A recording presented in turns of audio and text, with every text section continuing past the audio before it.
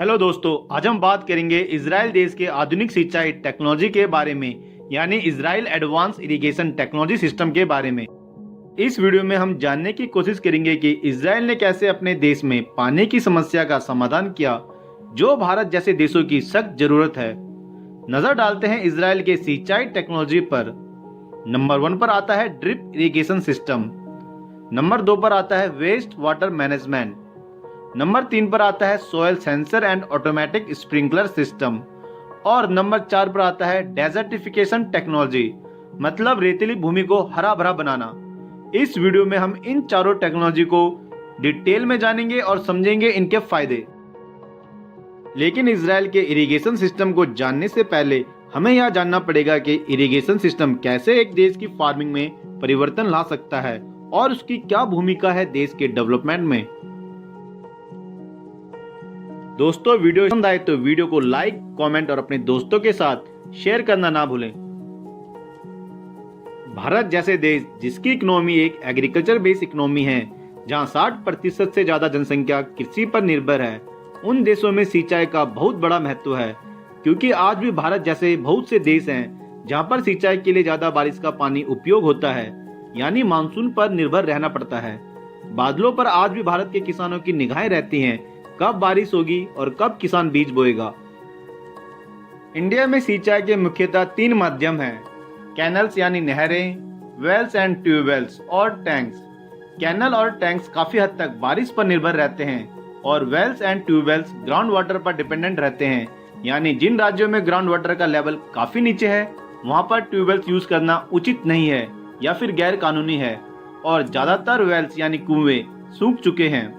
एक रिसर्च के according India में 24 राज्यों में ग्राउंड वाटर का लेवल 10 साल में यानी 2009 से 2018 तक काफी नीचे जा चुका है। महाराष्ट्र, गुजरात, कर्नाटका, उत्तर प्रदेश, आंध्र प्रदेश सबसे ज्यादा असर इन राज्यों में पड़ा है। दोस्तों, आशा करता हूं अब आप सिंचाई का महत्व समझ चुके होंगे और क्यों भारत जैसे देश में एडवांस इरिगेशन सिस्टम की जरूरत है।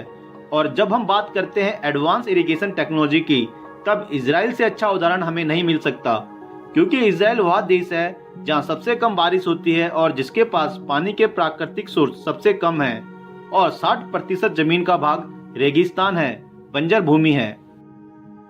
सबसे पहले बात करते हैं इजराइल की नंबर 1 इरिगेशन टेक्नोलॉजी की, जो है drip irrigation system. Drip irrigation system एक ऐसी टेक्नोलॉजी है जो पानी की बर्बादी को पूरी तरह से रोकता है। इसमें पौधे को जितनी मात्रा में पानी की जरूरत होती है उतना ही पानी मिलता है और पानी वेस्ट बिल्कुल नहीं होता। एक उदाहरण से समझते हैं कि एक टमाटर के पौधे को एक दिन में 250 ml पानी की जरूरत पड़ती है। अगर आपने उस पौधे को एक बार में 250 ml पानी डाला तो उसका आधा पानी तो भाप बन जाएगा और कुछ हिस्सा पानी का उस जगह भी जाएगा जहां पौधे को उसकी जरूरत नहीं है। 250 ml में से केवल 50 से 60 ml ही पौधे को मिल पाएगा, जो कि उसकी जड़ में गया होगा। इससे आप अंदाजा लगा सकते हो कि केवल 20 से 25% ही पौधे एक बार में सिंचाई के पानी का उपयोग कर पाते हैं। बाकी 75% पानी वेस्ट हो जाता है। इस 75% पानी को बचाने के लिए हम ड्रिप इरिगेशन टेक्नोलॉजी का इस्तेमाल करते हैं। इजराइल में करीबन 70 से 80% सिंचाई ड्रिप इरिगेशन टेक्नोलॉजी के द्वारा की जाती है। दोस्तों, अब समझते हैं इसका यूज कैसे होता है और किन किन फसलों में इसका उपयोग हो सकता है। ड्रिप इरिगेशन में हमें पानी के पाइप को पूरे खेत में लगाना होता है और इसकी सेटिंग इस तरह की जाती है जहां पर भी पौधे लगे हैं उन जगहों पे पानी की बूंद गिरती रहे। एक उदाहरण से समझते हैं। मानो आपने टमाटर की खेती की है और एक पौधा दूसरे पौधे से 2 फुट की दूरी पर है, तो पाइप में होल्स भी 2-2 फुट की दूरी पर होंगे, जिससे पानी सीधा पौधे की जड़ में जाए। ड्रिप इरिगेशन का इस्तेमाल आप फलों के बागों में कर सकते हैं, जैसे कि अंगूर, केला, अनार, संतरा, नींबू, सेब, पपीता, अनानास आदि। सब्जियों में आप इसका इस्तेमाल टमाटर, बंद गोभी, प्याज, बैगन, पालक, मटर आदि इस प्रकार की सब्जियों में कर सकते हो। इसके अलावा इसका इस्तेमाल आप गन्ने और कॉटन, स्ट्रॉबेरी, फूलों की खेती और रबर, कॉटन, कॉफी की खेतों में भी कर सकते हो। अब बात करते हैं इजराइल की नंबर 2 टेक्नोलॉजी की, जो है waste water management system. Israel में करीबन 80 से 90% वेस्ट वाटर को रीयूज किया जाता है और इसका इस्तेमाल इरिगेशन में किया जाता है। इसराइल वर्ल्ड का नंबर 1 कंट्री है वेस्ट वाटर को यूज करने में।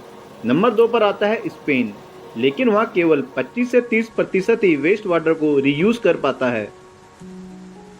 भारत जैसे देशों में जहाँ पानी के संकट गहरा रहे हैं, प्राकृतिक स्रोत जैसे कुएं तालाब कम हो गए हैं और जमीन का पानी का स्तर दिन प्रतिदिन नीचे जा रहा है, ऐसे समय में हमें इजराइल की इस टेक्नोलॉजी को अपनाना चाहिए और वेस्ट वाटर मैनेजमेंट करना चाहिए।